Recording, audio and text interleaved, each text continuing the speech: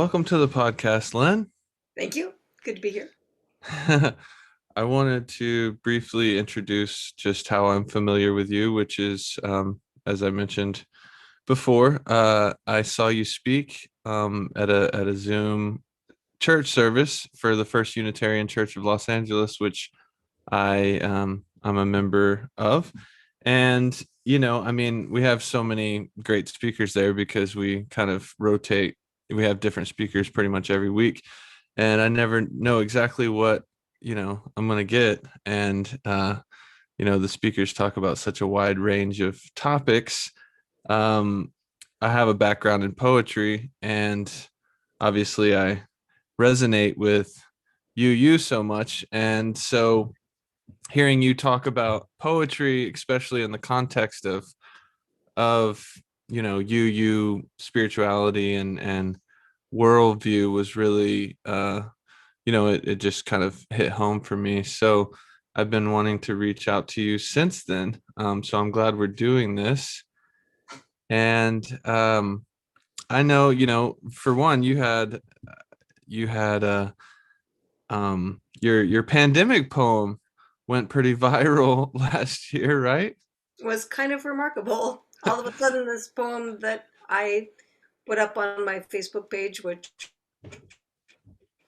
I have done with poems periodically for Right. quite some while, apparently was a thing that people needed at that particular moment, and it got shared very, very broadly by Yeah.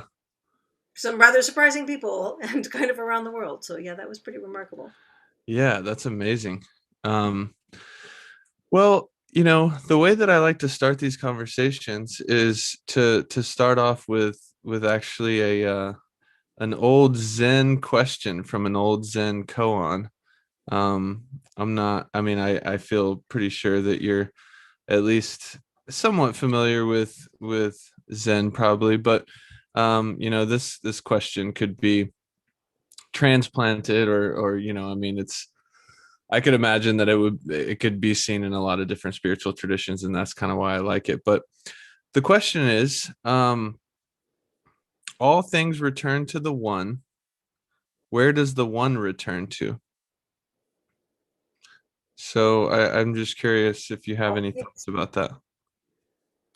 all things return to the one returns to all things. Boom. Love it. Yeah. Yeah. That's my feeling about it as well. Um, when you were when you were growing up, did you grow up in a pretty religious family and context? I actually was raised UU, which is not typical for Unitarian Universalists. My dad is Jewish, but when I was a young kid, my parents met up with some people who were Unitarians at, I think, an encounter group because this was the 60s. Although my parents seemed like the least encounter group people. I can imagine apparently they connected with these folks who invited them to a UU church and they liked it, and got heavily involved and have been heavily involved for more than 50 years now.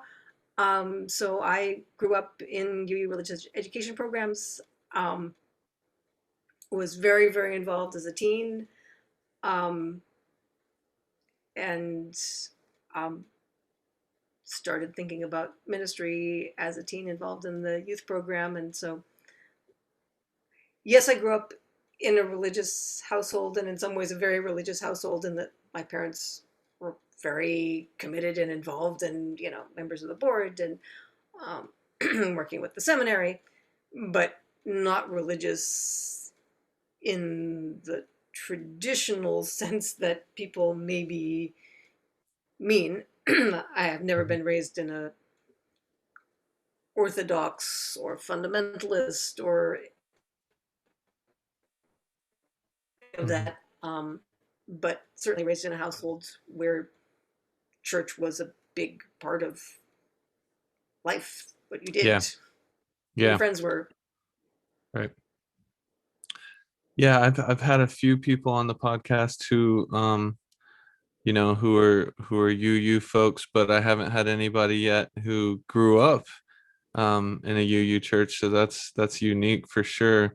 And a lot of people that I talked to did grow up in church, but it was more of a traditional type of church. And some people when they were young, connected with their church community and kind of the belief system around it, and then other people were very rebellious toward it and stuff. So from what you're telling me, it sounds like you kind of connected with you early on a personal level.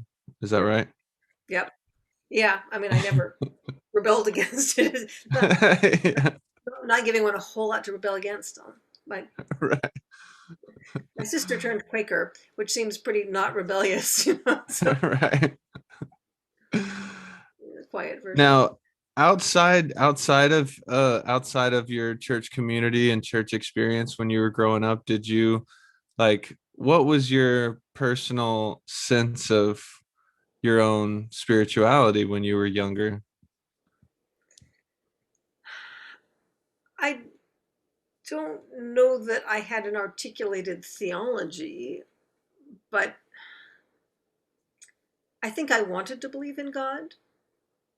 I think, I mean, I grew up in a pretty humanist congregation and celebrating some of the Jewish holidays, but more in a, I don't know if cultural sense sums it up.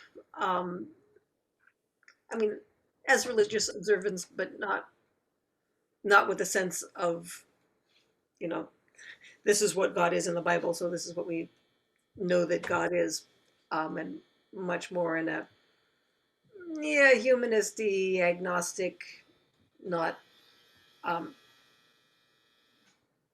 trying to figure out where that buzzer is. No problem. Sorry. So, um, but I read a lot of like Louisa May Alcott books. Um, Turns out she was in fact Unitarian, which I don't know that I knew as a child when I read them, but I had kind of an identification with that sort of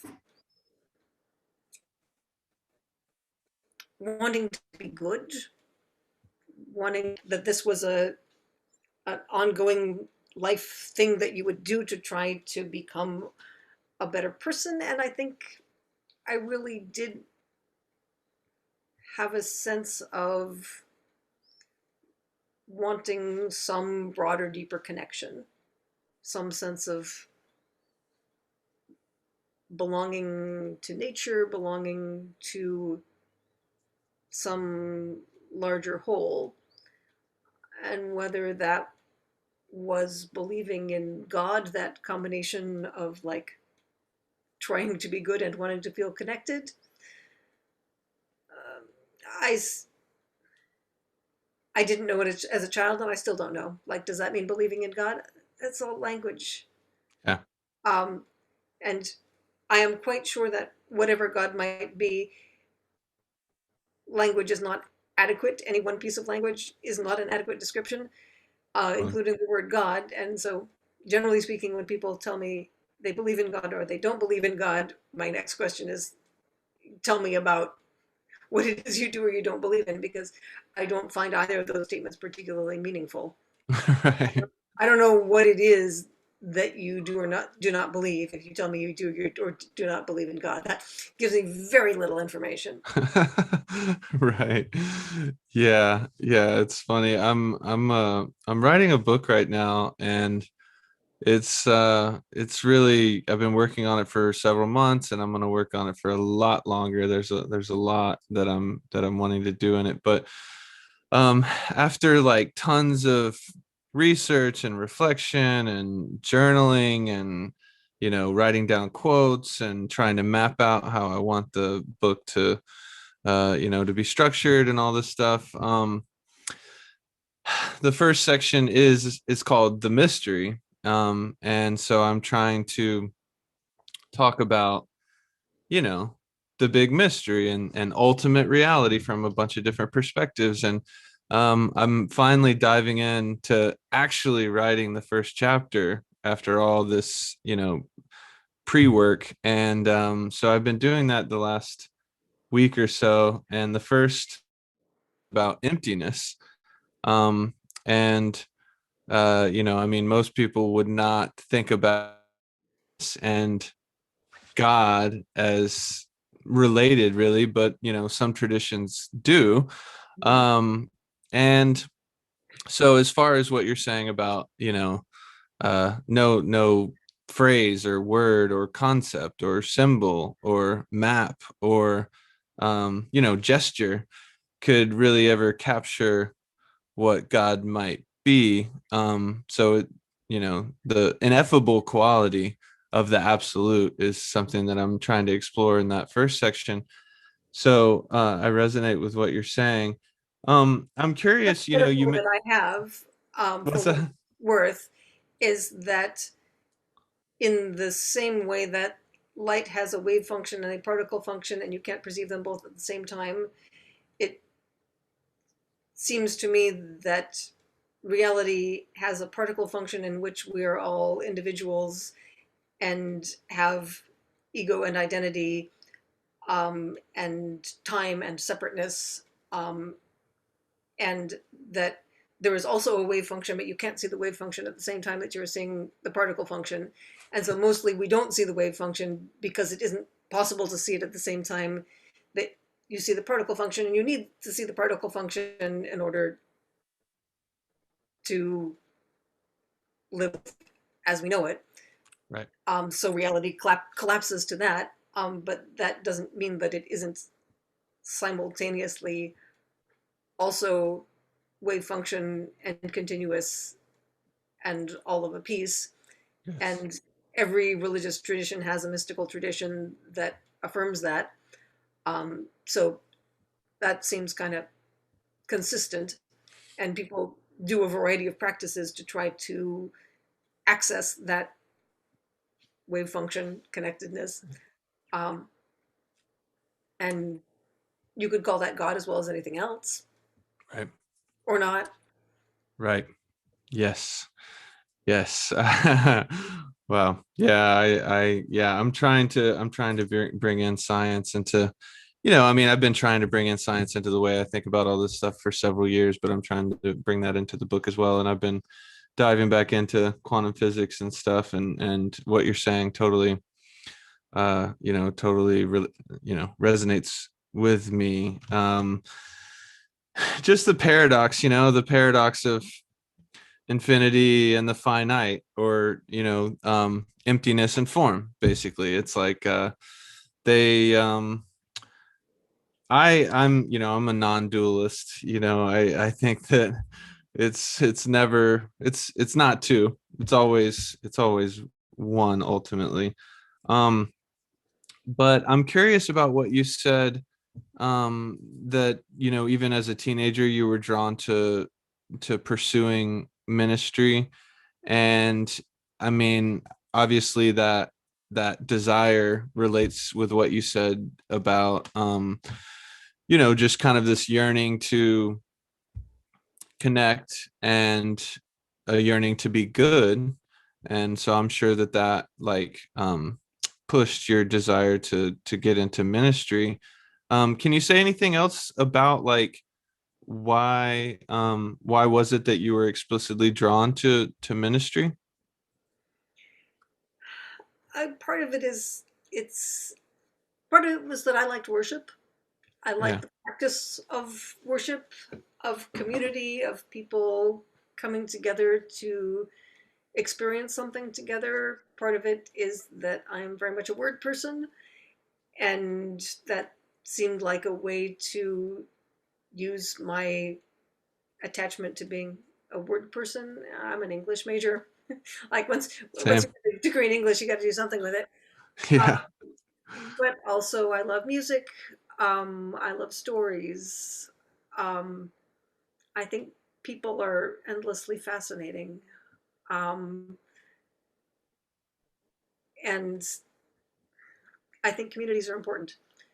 Yes. And so all of those things It's like that seems Hmm. like seems like the place to be. And um, so having decided that rather young, everybody was like, "Oh yeah, people go into ministry as a second career, and that seems like something for you when you're older. That would be great. So go figure out what your first career is going to be, and then you can get around to ministry later." And eventually, a year or so out of college, I was like, "Yeah, what if I don't want to have a different career first? What Yeah. if I just want to go do this because this is what I want to do?"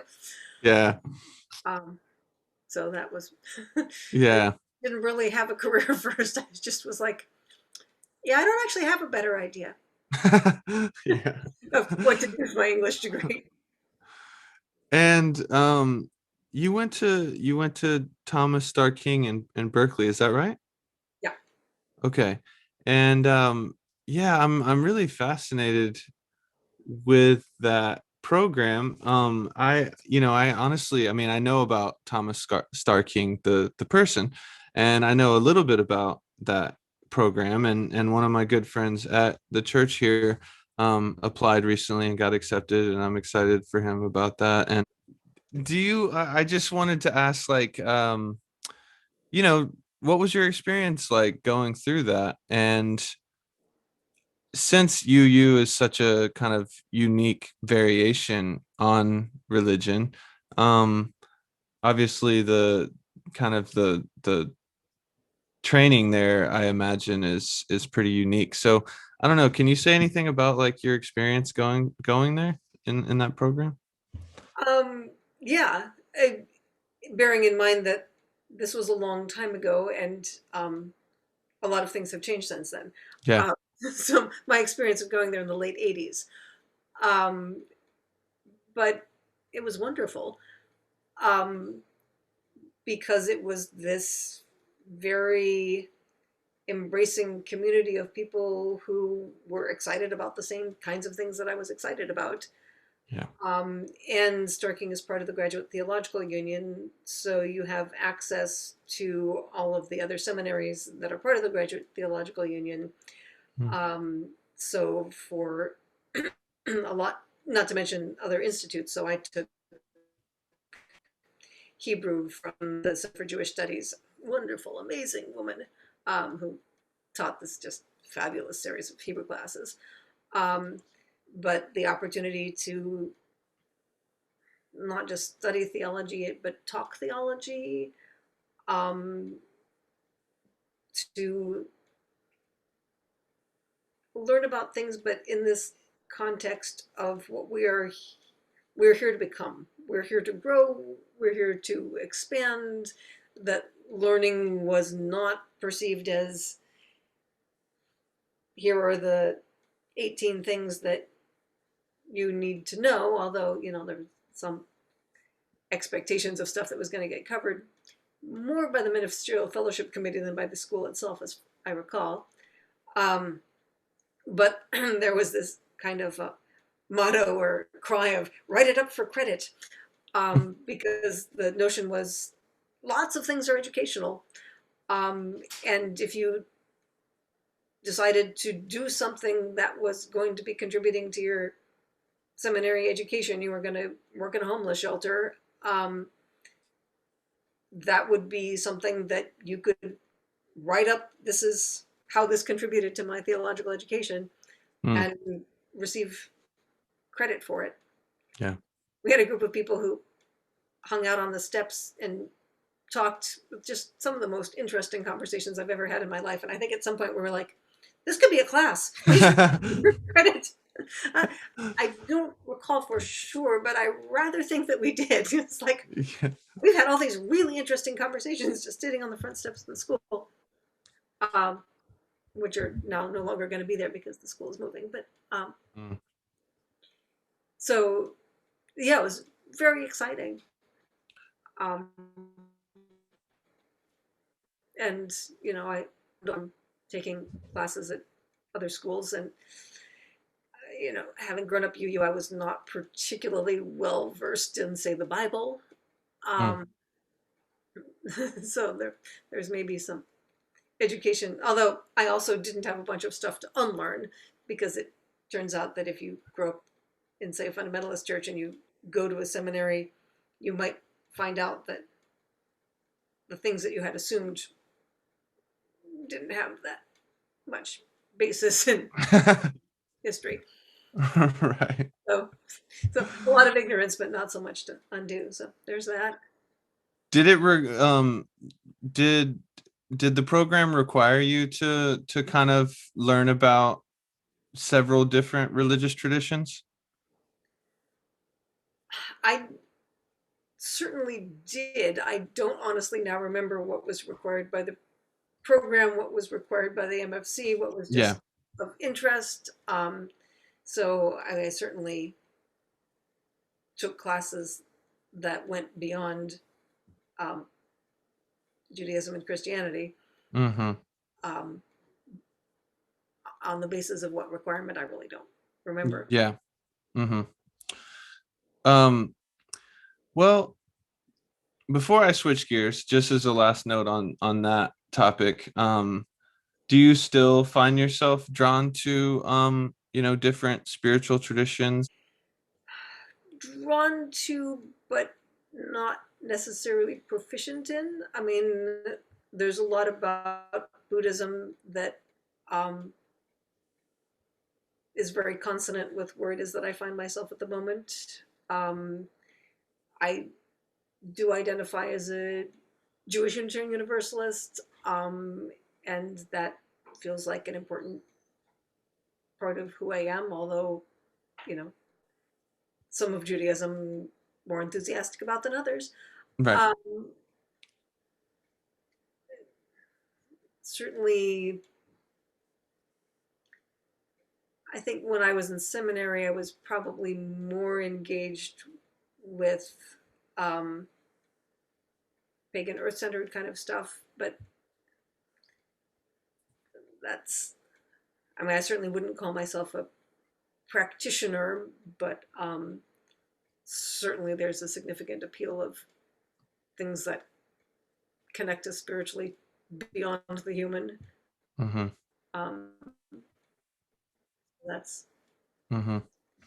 I wouldn't lay claim to belonging to any of those traditions beyond Mm-hmm. Judaism, and even that depends on how you count. Yeah. Um, but um, certainly a lot that I have learned from them, and a lot more that I could learn from them. Yeah. Totally.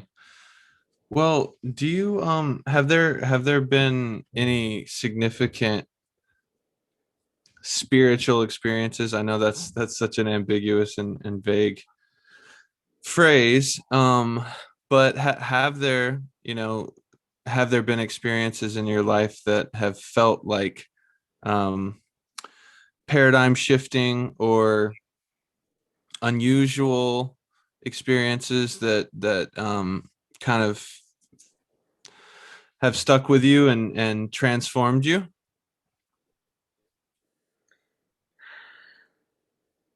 I'll give you an answer that's maybe not the kind of answer that you're looking for, but it's an answer, Okay.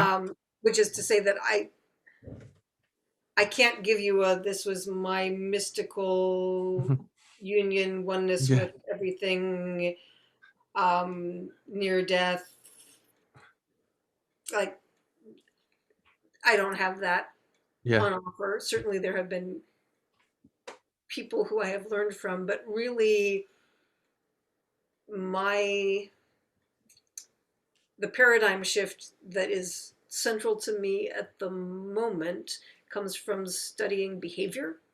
Mm, Um, I'm a dog trainer and got very interested in positive reinforcement based training, which led me to becoming more and more interested in the science of behavior, which is to say the science of learning, um, and a worldview that says our inclination is to try and impose ourselves on things that we should be different by punishing people or other beings for being bad mm, or wrong or making mm, them be right. Um, and that there is another way of learning that's based in the other being having choice and about understanding what they need and what they want and figuring out how it is that you can interface with what it is that they need and want, um, to create different outcomes. Right. Um, and there's a whole lot of detail behind that, um, in terms of science and in terms of practice. Um, but in terms of worldview, shifting to seeing things from that perspective of there are neither good nor bad people. There are more and less, I wouldn't even, I might say good behavior, but really it's more and less constructive behavior, more and less useful behavior, um, that, and choices that are made for more and less functional reasons, um, and that behavior is changeable. Like Yeah, if you have good people and bad people, then the bad people are bad people. If you have good behavior and bad behavior, then the people who have bad behavior could have different behavior that was better behavior. totally. Yeah, so it seems like it's about kind of acknowledging the power of conditioning, but simultaneously realizing that, you know, because conditioning is so powerful, we can, just we can use different practices and techniques to decondition ourselves and, you know, change behaviors for the good, I guess. Yep. And so, so your work with training dogs like has given you a lot of direct experience with how real and powerful it is to have positive reinforcement rather than negative reinforcement, I guess. Yeah. If you let me get down this road, it will be a danger. For one thing, negative reinforcement is not what most people think it is. But yeah, it's led me to both a practice. I mean, it's a hands-on. This is a thing that we do, but sort of everything then is an experiment. Like, okay, what happens? And it becomes very exciting to me because here's this completely different species who turns out to be interested in communicating with us, which I find just like thrilling. Like, Yeah. how cool is that? Here's this being that is like really different from me, perceives the world really different from me. Um, and, and we have this relationship that's not only affectionate, but also predicated in our wanting to communicate with each other. And the training then becomes a more and more detailed, okay, how can we finesse this communication? How can we play this game so that I can help you figure out what it is that I'm looking for that's going to get you, you know, winning the game in some way that usually involves food or toys. Um, Right. but also, like, the fact that we're doing this thing together is fun for us. Yeah. But the principles about how do you set up the environment in order to make the behavior you want the most likely to behavior to occur. Hmm. It's not just about dogs and people. That is just a fact of how things work that Yes. we rarely take advantage of. Yes. But once you start understanding all behavior has an antecedent, a thing that comes before it that triggers that behavior happening, and all behavior has a consequence that comes after it that influences what the next behavior is going to be. Hmm. Um, then you can start saying, well, what happens if we change what comes before the behavior? What happens if we change what comes after the behavior? Yes. Um, and the theological, if you want to call it that, a religious part is in the choice, which in some ways is practical. Like punishment has consequences, Mm-hmm. um, but is also a stance of being in the world. Um, Positive reinforcement is sort of indistinguishable from love. Hmm. Um, B.F. Skinner basically said that. The words are different, but um, Mm-hmm. so if you're going to choose to move in the world in a way that prioritizes understanding that every being is trying to get their needs met Yeah. in more and less functional ways, it doesn't mean that every way that somebody's trying to get their needs met is a way that's working for them, let alone the rest of society. Um, Totally. so, like, the best people know how to do is oftentimes not that good. Right. Um, but it is an understandable, like, we're all just beings trying to get our needs met. Right. Maybe we could figure out ways of doing that that would be more constructive for everybody. Yes. Totally. Yeah, that's really interesting work. I love dogs. When you were talking about dogs communicating, my dog started communicating. Um, but yeah, that's a big topic. I mean, it makes me want to ask you more about um conditioning and free will and stuff. But that's such a big can to open. But I am curious, like, because you mentioned BF Skinner, and I remember last year I listened to a debate with Carl Rogers and BF Skinner, and I remember thinking actually that BF Skinner was kind of making more persuasive points, but then Carl Rogers was more of a person that I'd want to hang out with. That was like I mean, one of when the I main. studied psychology in college, the whole Skinner behaviorism thing was deeply unappealing, and Yeah, yet very much more the Rogers than the self-actualization, and like that yeah, was the appealing, and like the whole behaviorism, which seemed very mechanistic, right, determinative. It's like, ugh, like I don't yeah, like. So it is interesting that I have come around to this understanding of behaviorism as being something that is founded in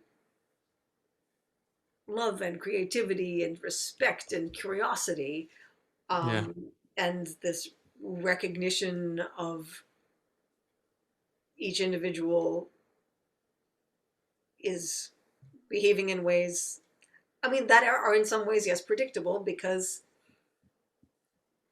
every being is trying to get their needs met. right, right. Yeah. Yeah, regardless of what type of um systems that we that makes sense to us. I guess at the end of the day, it's really about intention. And if we think, oh well, there's a lot of truth to behaviorism, which there definitely is a lot of truth to that.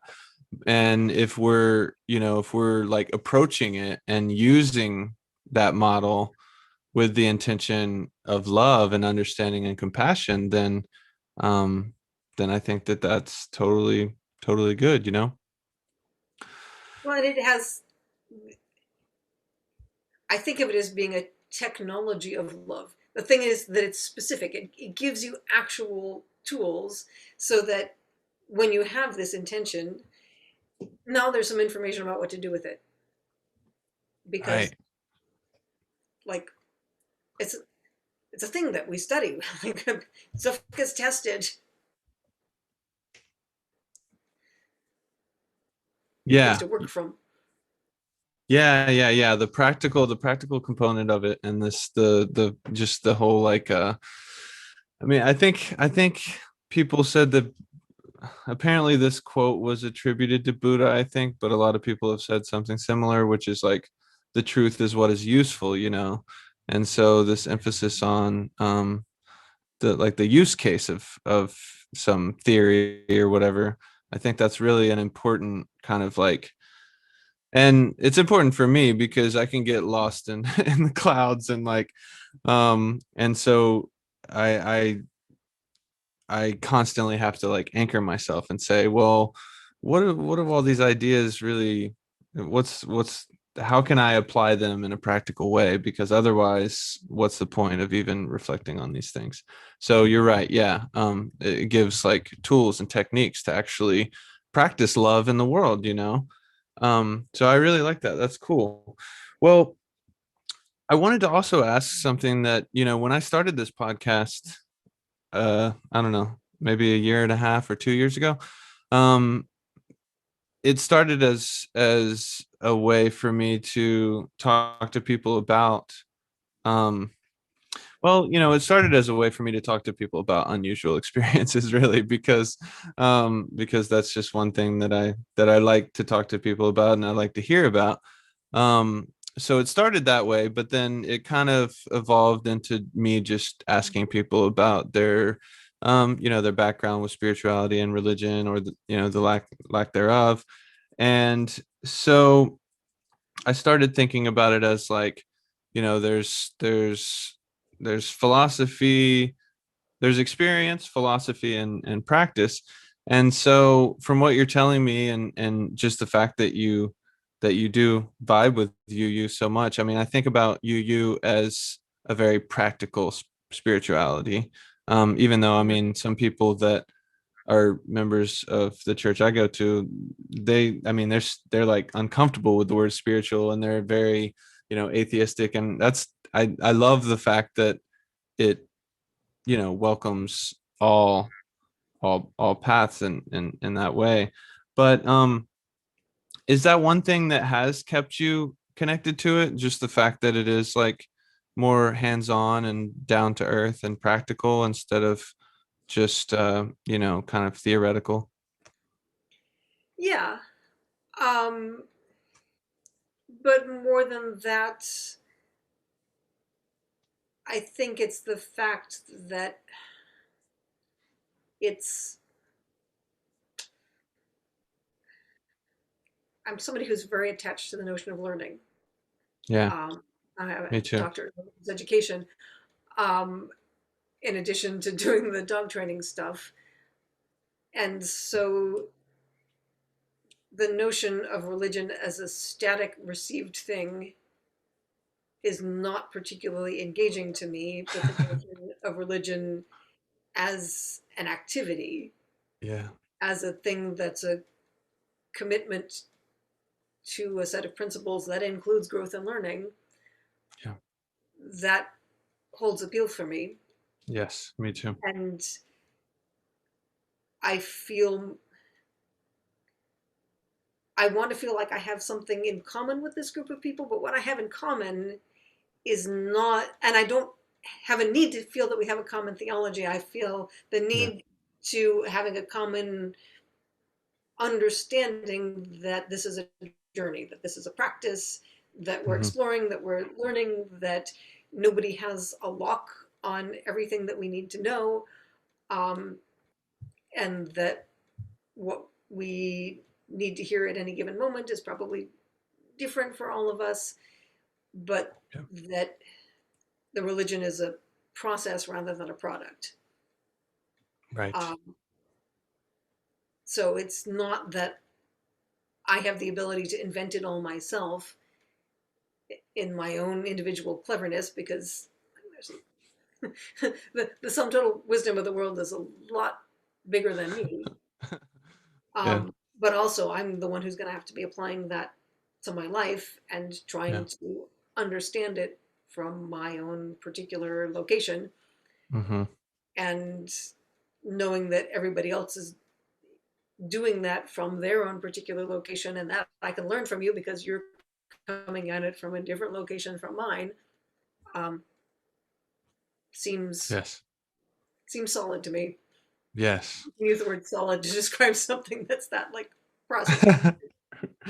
Right. Yeah, no, I mean, I totally hear you. And I think, I grew up going to a Christian church and my parents are very Christian. And I around 2006 probably I started kind of straying away from Christianity, even though, as a kid I never actually personally connected that much with it anyway. It was just something that I kind of like inherited, and I had to go to church every Sunday because that's what my parents did and that's what they expected of me. And I had friends at church, which was good. And my experience with church growing up was not all negative. It's just that I never like had a personal connection with the theology, or I kind of tuned out of all of that really for whatever reason. And when I was in college, I had some spiritual experiences that led me to start reading the Bible. And I think the reason I started reading the Bible was just because that was like the religious tradition that I, grew up with. So it was the first one I turned to when I started thinking about God and stuff like that. But then I, kind of started straying away from that and got into Buddhism and kind of started identifying as an agnostic for a few years, and um, all that stuff. But I guess that's all to say that I never assumed that I was ever going to go back to any sort of church. And so when I did kind of serendipitously find the church here, which is in my neighborhood. I mean, it's in walking distance from where I live, which it was a really beautiful thing, and I'm very grateful that I found it. But some of the stuff that you said about how process oriented it is, how it honors the um you know uh, the individual search for meaning and truth and stuff, and how it's so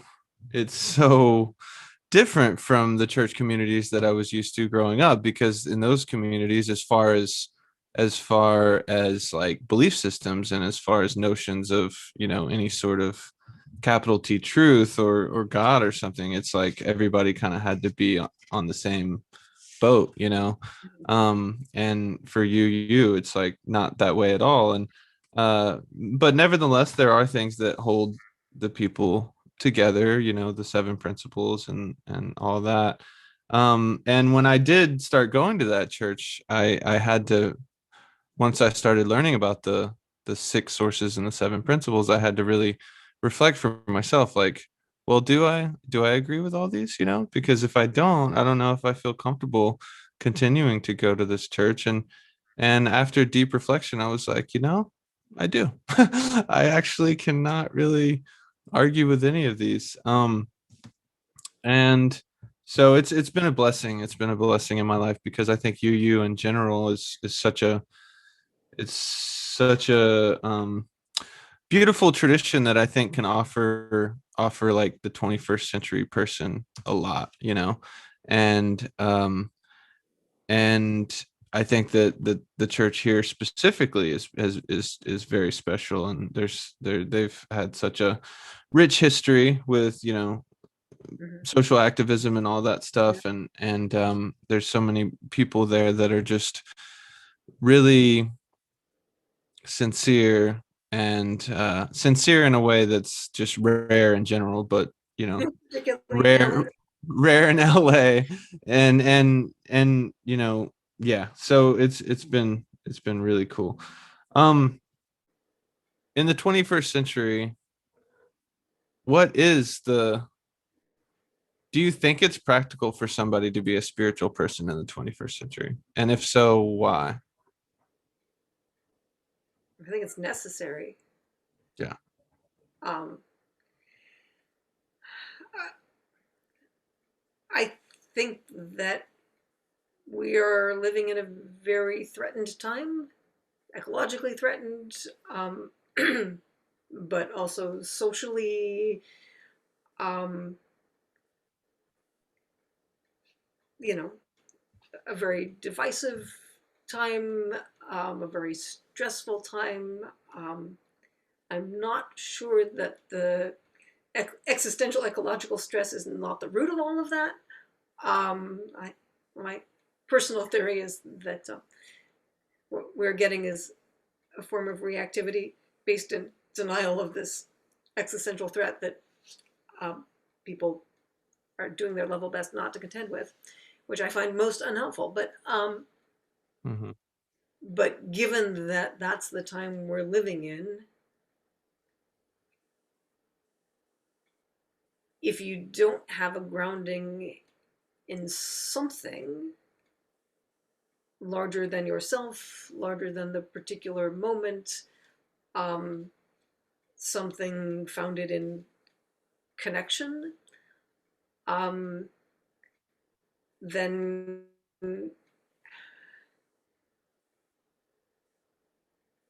events and society and technology is all pushing in the direction of fragmentation. So Yes. if you're going to hold yourself together, there's got to be something that pushes against fragmentation and towards some kind of unification, Hmm. not in the sense of a loss of individuality or creativity, but in Hmm. the sense of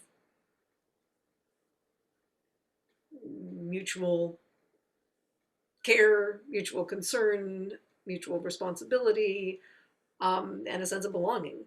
Like Hmm. society is now designed to keep us from feeling like we belong together.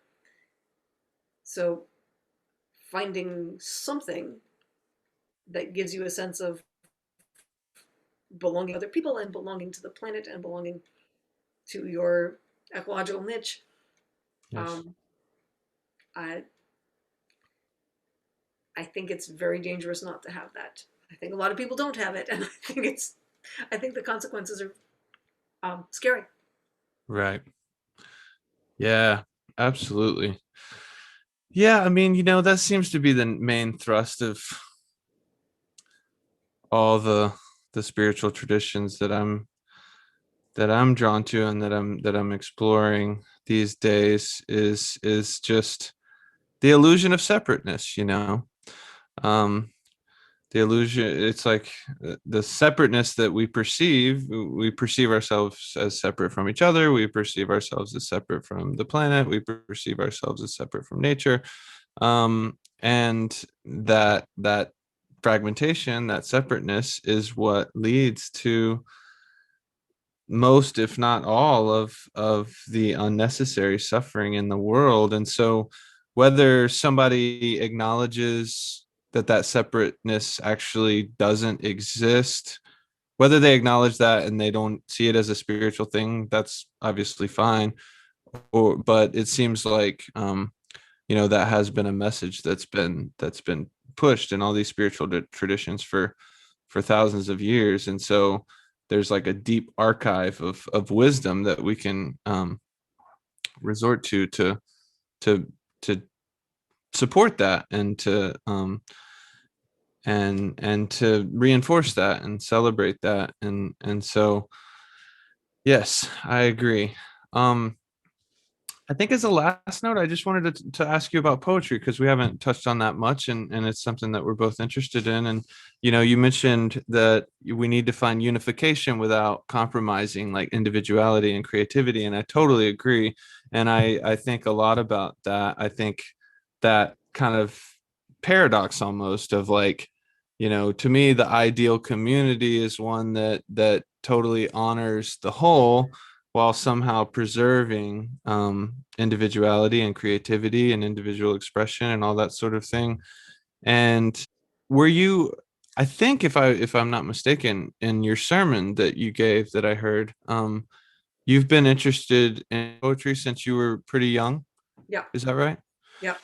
So what was it when you were young that led you to it, and what is it throughout your life that poetry has offered you? I honestly have no idea why it is that I started writing poetry. Like I couldn't Yeah. tell you what made me think that that was a good thing to do. I've always been, someone who read a lot, although I didn't read a lot of poetry. Hmm. Um, maybe it's because I'm somebody who's both very attached to words and um, lazy, and so things that are very short Yeah, work better. me too. But I think that the way my brain works for better or for worse is seeing connections. That's just how I seem to be wired. The putting together things that are maybe not obvious how they go together. Hmm. Um, and that's really what poetry is. And Hmm. so I think in some ways, yeah, it's a combination of somebody who really likes words and language, um, and someone who's just really interested in how things connect in ways that might not be obvious. Right. I love that. Yes. Yeah, I agree. I mean, uh, I was an English major. I'm also somebody who loves words and language, and I also love the connections between unlikely things, and that's why I like paradox so much, and that's why I love like surrealism and stuff, because surrealism was really, I mean, among other things, was like dedicated to just juxtaposing things that were very different. And there's just something about putting two things side by side that usually don't go together that just does something to my brain, or and it's just thrilling. And there's something deeper about that too. I mean, I think it just it to to show the connection between things that don't usually seem connected, just reveals Mm-hmm. that everything is in fact connected. Yep. So that's great. Well, Lynn, this has been really fun. I really appreciate it. I loved everything that you said, and I really I'm glad that you took the time to talk to me about this stuff. Well, it was fun to talk to you. Absolutely. I will send you the link when it's up, and I hope you have a good night. All right. Well, take care. All right. Bye-bye. Good night.